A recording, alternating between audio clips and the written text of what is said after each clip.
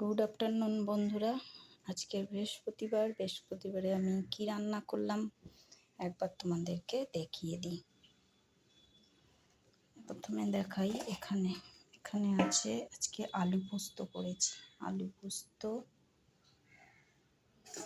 এখানে আছে এঁচোড়ের রান্না করেছি।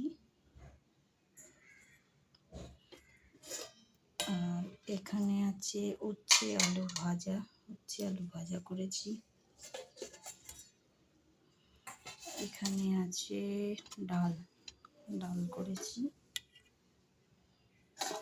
আর এখানে আছে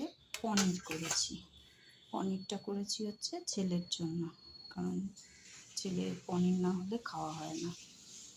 ছেলে এইসব এঁচোড় খাবে না, ডাল পোস্ত আর পনির দিয়ে ওর ভাত খাওয়া। আর এখানে রয়েছে ভাত।